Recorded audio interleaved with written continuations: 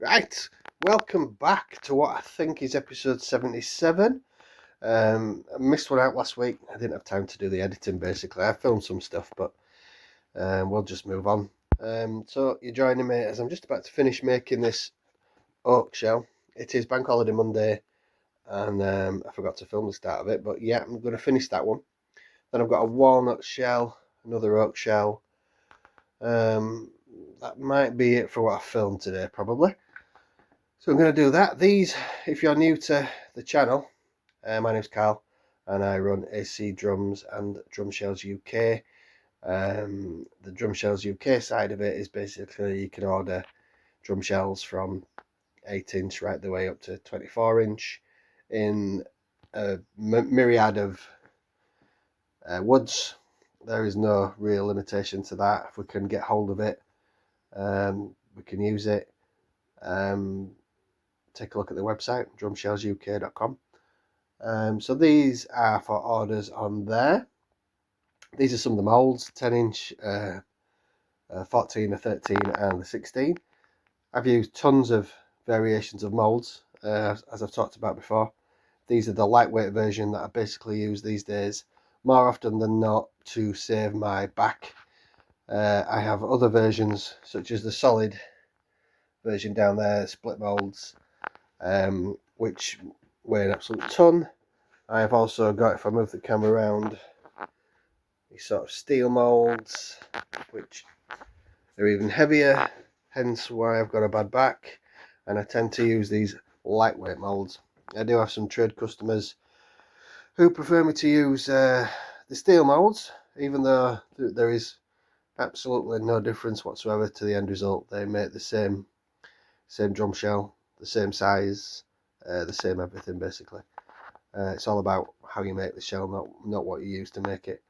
So yeah, I'm going to get cracking with these. I'm going to finish off this oak shell.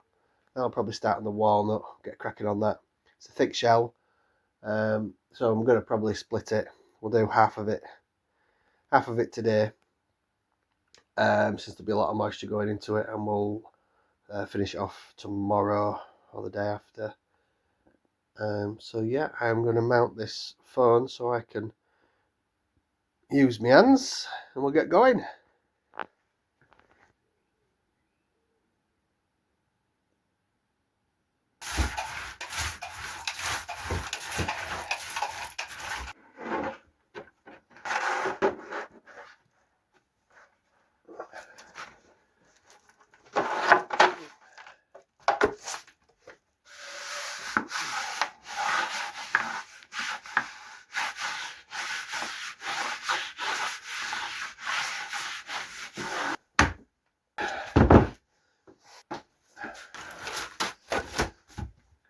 So if you was watching a couple of weeks ago, I bookmatched some walnut just to get a more interesting sort of line on the grain.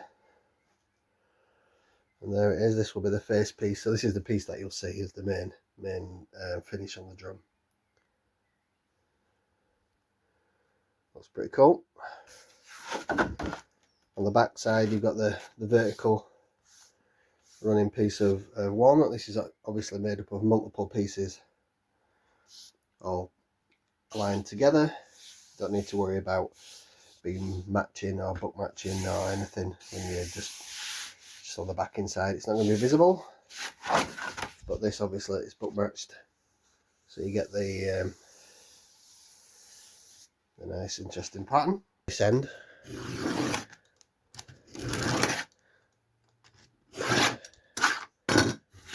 so that is one join done. That's that join we've just done. So put face on the outside, put it in, mark on it a few mil past where it would butt up.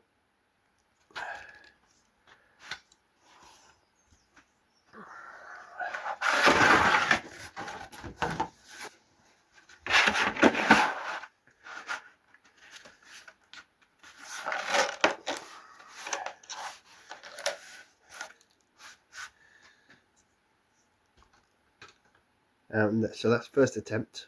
and there's no way that will click in place. So there's going to be another good mill taken off that. But I do little cuts just to guarantee we have a nice, as invisible as possible butt join on the seam. Take that bit off. I need to take more than that off. It's got a tiny slither look. And I know I'm going to probably need to take off a bit more than that. But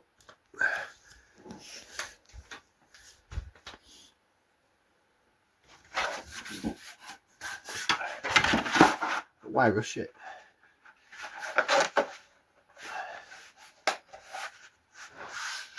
You see we're still a ways off there.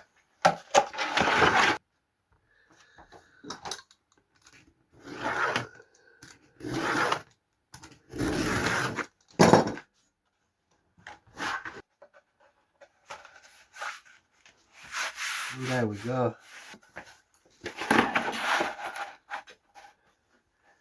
Right, so then the first piece I put in was a 2-ply piece. We're now on to the sort of core pieces of the shell now, which are 3-ply, so they're thicker. Again, everyone is done individually. So this is why these handmade cold press shells are just another level on your sort of Keller or those type of drum shells. Everything is cut by hand. I know this measurement will be about 1100mm, something like that. But it's measured individually every single time to get the perfect fit. So there's no ply gaps that run right the way through the shell, even though you can plug either end when you get a shell made like that. You can plug the top and bottom with a little matchstick or whatever. There's still a void going right the way through the shell. And the heat is the thing for me that diminishes a little bit the quality of a drum shell. How the glue soaks into the heated wood, the heated glue and the heated wood, and the glue soaks right into it, and they all have a very similar pitch. It doesn't seem to matter on the diameter. They all have a very similar pitch, and I think that's just down to the glue impregnated into the wood and the hardness of it. We don't need a rock hard shell.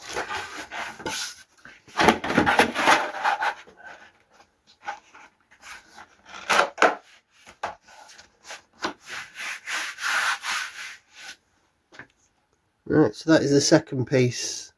That's all cut. You can see it's all running completely against the first piece that was put in there. So that piece will be glued now and put in, and then we'll move to the next one. But I'm going to put some music on now, and you can just watch the rest as we go.